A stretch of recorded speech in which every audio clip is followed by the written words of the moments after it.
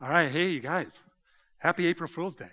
And, I just found it so funny this year that Easter would be on April Fool's Day. Like, right, really? I mean, it's just like so funny, right? Of course.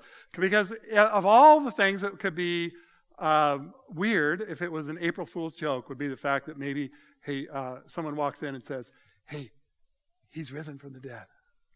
And they go, April Fools, and it would just be like so weird, right? You can imagine the gals coming back from the tomb, and they come back and tell the disciples in the upper room, hey, you guys, it's empty.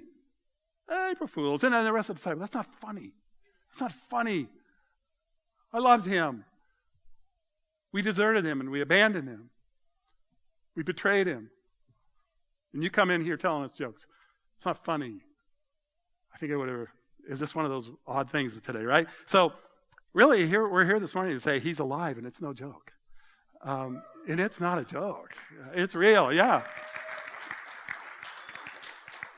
Can you imagine what that would have been like? In fact, even on Friday, we kind of highlighted this. Christ gave himself as a ransom for all the world at the perfect time. Can you imagine how incredible that would have been that morning? And guess what? It doesn't have to be any less incredible this morning. The reality that he has risen from the dead. 2,000 years later, he has risen from the dead. And we're going to talk a little bit about that this morning. But let me just kind of, we think about that day. We tell the story. And we don't want to just come here this morning and kind of retell the story. We want to engage the story. We want to embrace it, all right? So, but on that morning, in Matthew 28, there's just a bunch of things that happen on that morning. First of all, the two Marys went to the tomb, right? They did. They went while it was still dark, so that at sunrise, when they were free to do some things after Passover had finished, they go to the tomb and it's empty. And they are amazed, they're confused, they don't know what to do about it. And right as they were going, it seems as if an earthquake had happened. And it says that an angel had rolled away the tomb. These are all supernatural things that happen. And the stones rolled back. It says that the Roman guard who had been placed there were literally scared to death. They had fainted on their job, which would be a death sentence for a Roman guard. To fall asleep or to be faint, that would be the immediate end of their lives. And then it says that an angel announces to them that Jesus has risen from the dead. And you can almost try to see the wheels moving in their heads, right? Trying to catch up to that thought. It must have been absolutely incredible to them to try to figure all that out. And so it says that the women quickly departed with fear and with great joy to tell the disciples. I like that because it's so human, right? They left really afraid, but also with great joy. And they're running back to this place to tell the disciples in the upper room. That's an amazing thing. And it says, on their way, Jesus greeted them. And they worshiped him. Can't even picture it, right? It just knocks me out. And then it says that this news forced the chief priests to pay the soldiers hush money. Because when they came back and they said, hey, look, it's empty. We can't explain it. And they said, hey, look, this is going to get out. People are going to tell stories. We got to get ahead of this story. We got to get on the front end of it. We're going to say that the disciples came and stole the body. And we're going to give you money, hush money, in order to tell that story. Because this is going to kill us. This story is going to really get to us. Okay, so do something about it. And then Jesus appears to them in the upper room. And everything from then is history, right? It's all happened since then. So let me just ask this. Like, what has happened? What would it look like to tell that story today? How do we tell that story today? Let me just run through a few things that we use to tell that story. First of all, we use bunnies. We have bunnies that tell the story, right? I don't know how bunnies got into this thing, but we have bunnies. Or if we do better than that, we have chicks, okay? We're going to tell the story of chicks, especially ones that come out of a really nice egg, right? And that's Easter. Or at least colored eggs, okay? We're going to get colored eggs, especially the red ones because they represent kind of the tomb opening up when you break it open, and it represents kind of the blood of Christ, but we've kind of turned it into pastels. It's a pastel egg. Let's get better than that. How about egg hunts? That's a kind of Easter, and here's where we get these massive amount of kids out on fields, football fields, and we hide eggs between grass blades. There's no real, right? There's no real hiding, and we put kids out on a field and they trample each other, and then when the slower ones don't get as much, the young ones, they start crying, And happy Easter. We're going to love this thing. So let's move on to something a little bit more Easter, okay? Chocolate. Right? Right? We're talking Easter. Now let's get to real Easter. Peeps. Okay, now. Do you know that 1.5 billion Peeps will be purchased for Easter this year? That's incredible. And Peeps are not very good until you've left them out for 2 weeks and allowed them to get hard. Then they're good. Or how about my favorite is jelly beans? This is Easter, right? Well, let's kind of leave all the silliness behind and let's reach into the way we present Easter in a better way than that. How about this? We have precious Jesus, right? Nice Jesus. He's very safe. This Jesus is very safe. He's nice. I don't know. I don't think that's what he's like. Or what about this one? Kind of your medieval holier than thou Jesus. You know, we have this, somehow he's just kind of in this halo, right? Or this is kind of the one we bought into more recently is the NFL Jesus, right? You know? Can't you see him coming out of the tomb and doing the Heisman, you know? I mean, we've got the NFL Jesus going here, okay? And so, is that what it's all about? Is that what's going on here? So I want to ask the question, what should it look like today? Today, 21st century. What should it look like today? And I think what I want to talk about here is in the book of Acts, oddly enough, in the book of Acts of chapter 17, verses 16 to 34. I want to look at what it says because I think it's frankly, I think what's going on in this particular chapter is exactly what's going on in our culture right now as we tell this story, okay? So if you have your Bible, go there. If you don't, it's going to be up here, so it doesn't really matter, right? So here we are. We're going to spend time in Acts. And verse 16, we're going to start with. It says, now, while Paul was waiting for them in Athens. Well, who was he waiting for? Well, he was waiting for Timothy and for Silas, two of his traveling companions. He's on his second missionary journey, and he's gone into Greece. He's gone to Philippi, where things didn't go so well. He got arrested and thrown in jail. And eventually there was enough turmoil in the city that the new believers there came to Paul and said, Paul, you need to leave town for your own sake and for ours. Please, would you move on?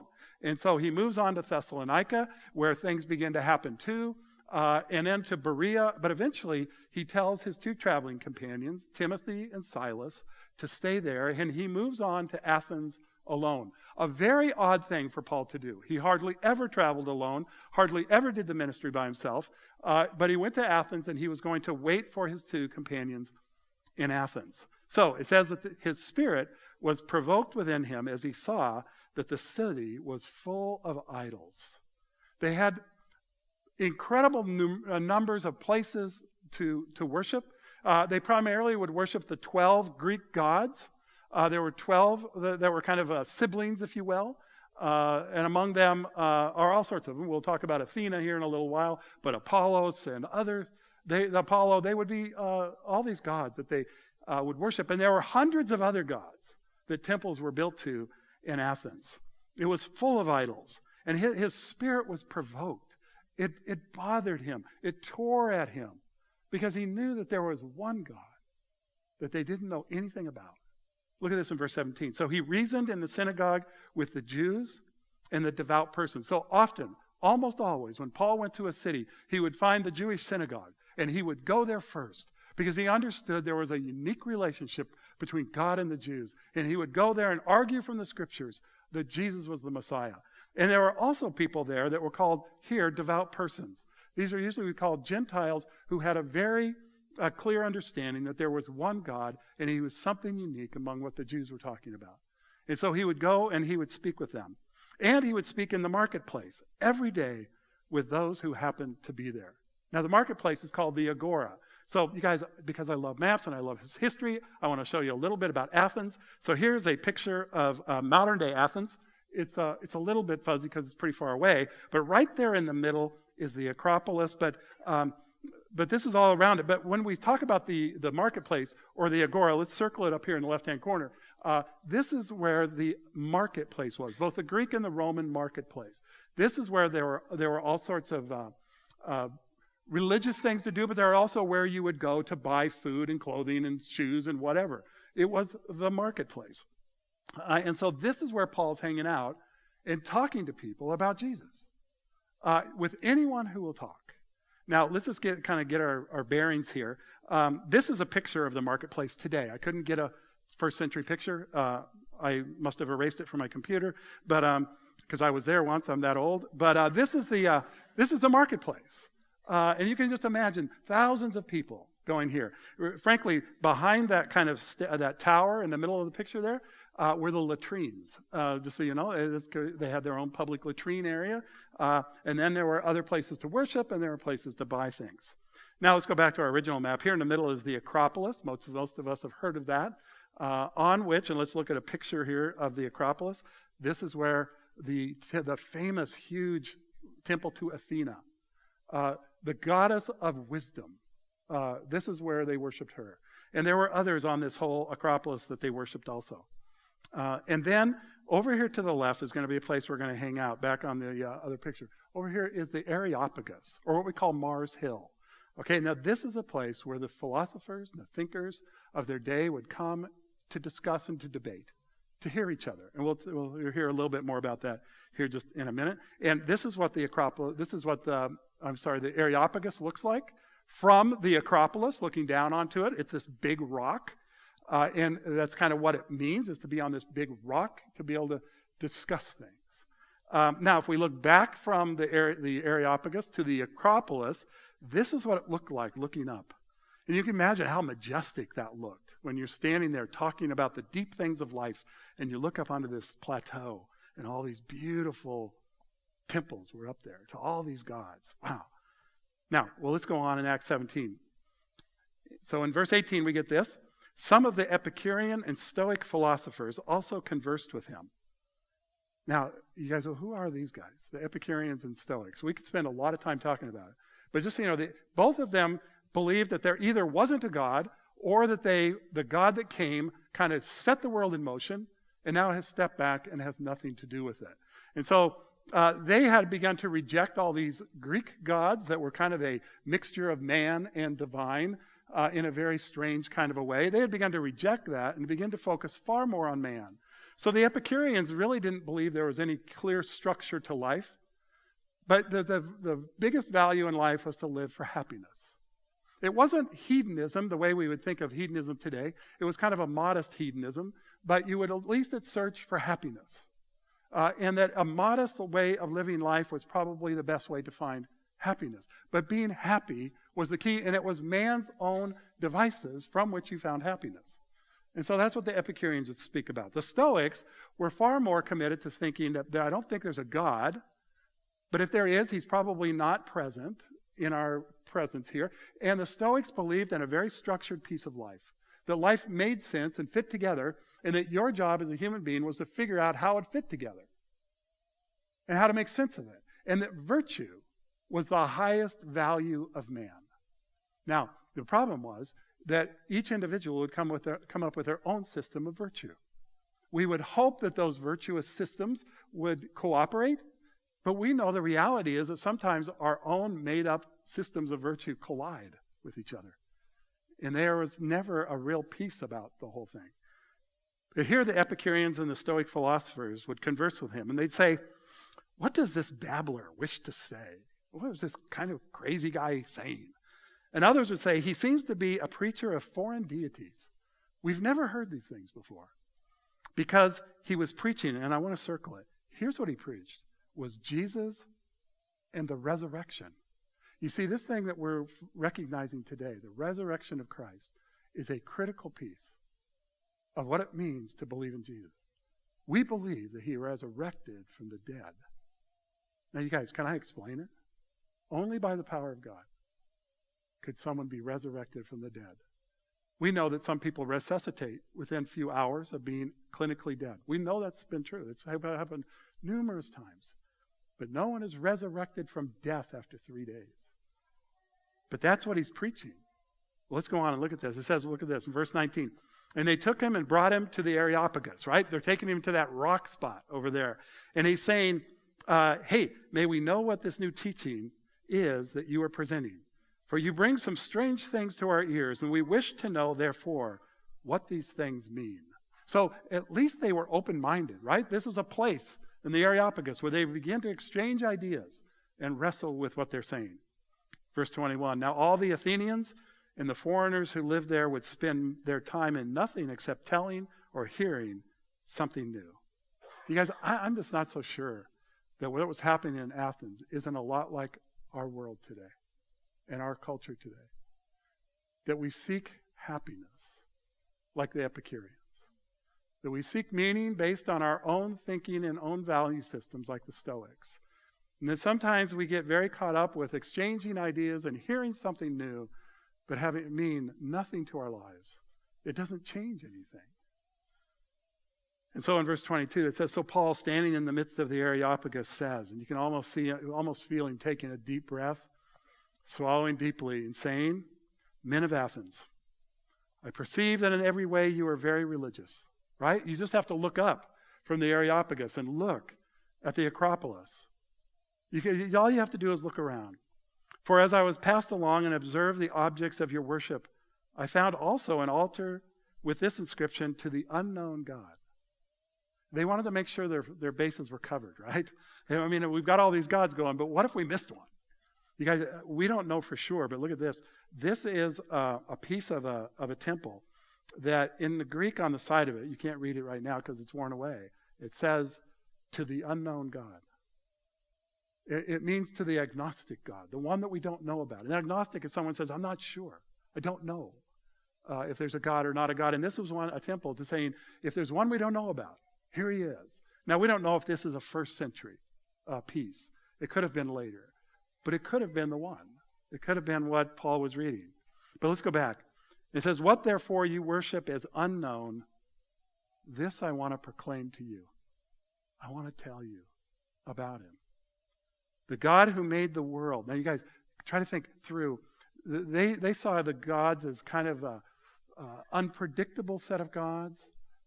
They were somehow incestuous gods who somehow came up with offspring between themselves. There was even one of the Olympian gods, the 12, that interacted and mated with a mortal. And that's how they came into being. So it's a kind of an odd set of gods. But here he says, in verse 24, the God who made the world and everything in it, being Lord of heaven and earth. He didn't just become, he made it all. Wow. Who does not live in temples made by man, nor is he served by human hands as though he needed anything. You see, we have a self-existent God who has no need of you or me. He only desires us. He doesn't need me, but he wants me. It's an amazing thought. And yet we kind of excuse God from our world, don't we? We tell him we don't really need you. But the unfortunate thing is, when we excuse God, we have no basis for morality anymore.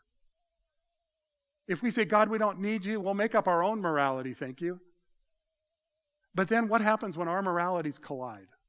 Because they do, right? We live in a world of incredible collision of the moral systems of our world. And so without him, there's no direction. Without him, there's no basis for meaning in life. We make up our own meaning. We make it up for ourselves. We hope that it doesn't cause too much trouble. And without God, there is no basis for real hope. We only have hope in hope itself. But hope itself has no substance. But hope in a God who is real. And this is a God who doesn't need to be served by human hands, nor does he need anything, since he himself gives all mankind life and breath and everything. The God who gives you life and breath and everything. Do you know, we can't really explain why the atom doesn't collapse on itself. There's a scientific reason. We just haven't figured it out yet. But do you know who made that scientific reason?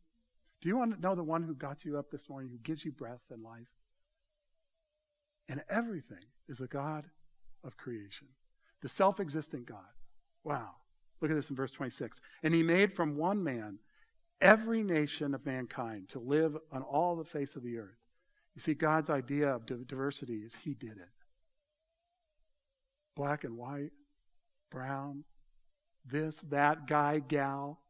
He created this to live on the face of the earth, having determined allotted periods and boundaries of their dwelling place. God knew. Guys, I don't know exactly how he does it, but your life he knows about. And he has allotted you time and space. I don't know how many years you're going to get. I don't know how many years I'm going to get. But he's already allotted it to me. And he's given me a place to be, a person to be, and an allotted days of my life. God has it in mind. And in verse 27, that they should seek God. And I love this part. It says, and perhaps feel their way towards him and find him. Is that just an interesting, it feels so responsible as a human being to turn my face towards and say, could I search for God? Could I feel it out? Could I figure it out? Could I try to sense, is there a reality of his presence?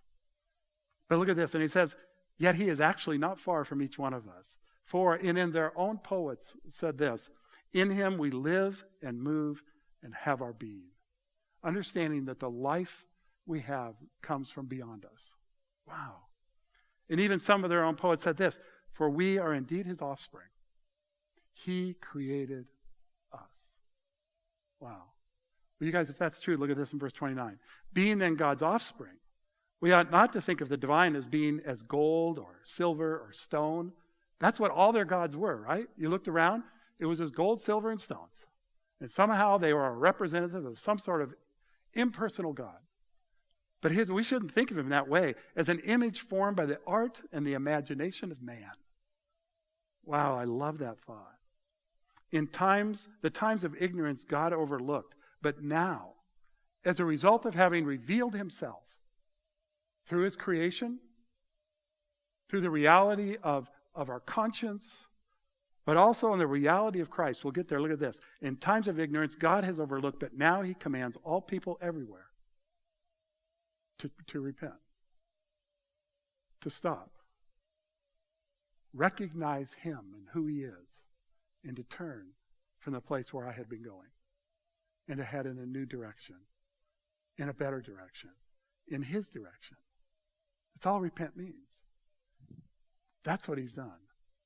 And here's the reason. Look at this in verse 21. Because he fixed a day on which he will judge the world in righteousness by a man whom he has appointed. We will face him as judge. At the end of my life, I'm going to look at him face to face. God will call me to account for my life and for yours. He'll call you to account for it. And we'll face this world in righteousness by the man that he has appointed. Look at this.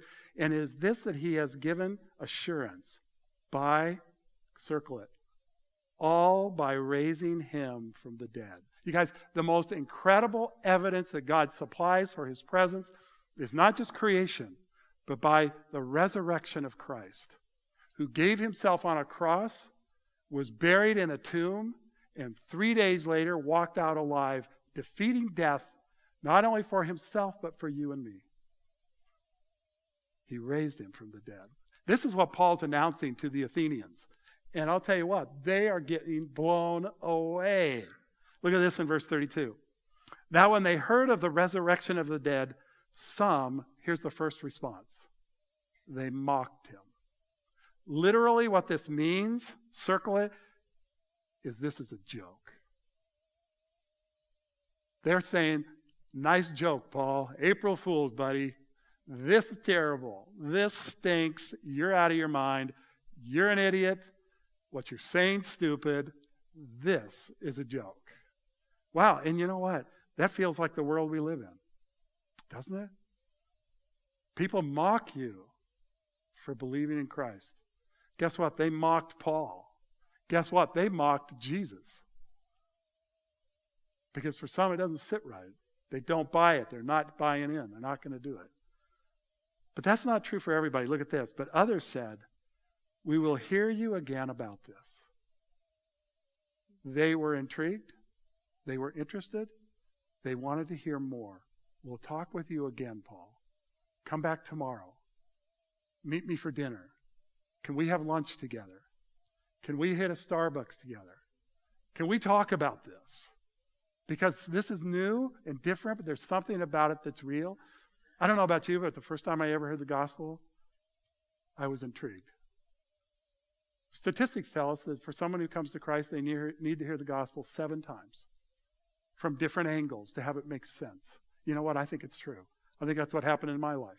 I began to hear it in different ways. I need to hear it again. Can we sit down and talk about it? So some did that. Look at verse 33. He says, so Paul went out from their midst. In verse 34, but some men joined him and they believed. They believed what he said. They believed it was true. They were convicted by the Spirit that this was absolutely true. Some mocked. Some said, I'd like to hear you again. Others said, I buy it. And it's interesting here that he writes down a couple of people. You know, would this be like one of the coolest things ever, to have your name recorded? You're the ones in Athens. Very few people are buying in. But Dionysius, the Areopagite, and that means he's on the council of the Areopagus. He's like one of the top guys. He's a leader. He's on the board of directors. Dionysius buys it. He goes, man, I believe this. And he buys in and he follows and he says, I'm with you, Paul. I'm with you. You know, it's absolutely free, the gospel. The love of Christ is free. You don't have to pay a thing for it. You could never earn it. You can't be good enough for it. It's a gift. He wants to give it. But somehow Dionysius also understood that it'll cost me my whole life. I'm turning my back on that other stuff and I'm headed this direction. Coming to Christ changes the reality of your life immensely. Dionysius bought it. And look at this. And a woman named Damaris. Damaris means woman. It means wife. So we don't know if she's Dionysius' wife or if she's just a woman. Not just a woman, you know what I mean? She's not his wife. She's this woman. I love it that it lists her. And you know what? She must have been an incredible gal because women were not allowed on the Areopagus unless you were incredibly bright. This is a gal who could hold her own. And she heard what Paul said, and she said, I buy it. I'm in. And look at this, and others with them. He just didn't list them. So it brings us to kind of ask some questions. And I'm just going to run through these. But I want us to wrestle with these questions. First of all, what do we do with this? Let me ask you, are you looking for that elusive happiness or self-defined virtue apart from God, the God who made us? Trying to find happiness in this world? Or some sort of virtuous way to live, but say, God, I don't want you to be a part of this. You don't connect. But the reality is without him, there's no basis for virtue. There's no basis for morality. There's no basis for meaning. There's no basis for hope. But is that what we pursue? Is that what we've been after? How about this? Do you recognize that God is the one who has allotted your time and your place in life? That God has his hand on you. He has a design for you. He knows the days. He's numbered them for you. And it might be 99 like Billy Graham. And it might be one more day than what you have today. I don't know. But he does. And the reality of that, living in light of eternity, is a critical responsibility that each one of us have. Or another question is this. Is it a priority for you to seek God with all of your faculties? With all of your heart, mind, and strength? Is that a priority for you? To seek him? Can you imagine anything more important than to seeking the God that we sense is really actually there? Wow. How about this? Are you open to repenting? Are you open to turning from your broken systems of life to engage a perfect plan? We all have these dances we do in life, and most of them aren't very good. But we insist on doing them rather than dancing his dance. Are you open to repenting? Do you trust the assurance of a relationship with God based on the resurrection? That Christ defeating death that our sin has brought upon us. He offers forgiveness and freedom. He gave himself on a cross for that, and he rose from the dead for that. Do you trust that assurance? That's what he's offering us. So last question, what do you do with all of this? What do you do with it? I wonder if we're not too much different than those in Athens. The first, you may mock this. You may reject this and say, that's a joke. I don't buy it. That stinks. That's stupid. You're dumb. The whole thing's dumb. Not interested. That they responded that way then, and we can respond that way this way, in our day and age too. But there are others who said, I want to consider this. I want to stop and think about it. I want to interact about it. I want my life to make sense, and I want to see if this has an answer. Those are the people that we need to get with. You tell you the truth, the mockers, I want to talk to them too. Because they're people, right? They matter. They're important. They have value. They have thoughts and feelings. They have life just like us. They go through all the ups and downs that you and I go through. Guess what? They're valuable and important. If they mock, I don't care. I want to interact.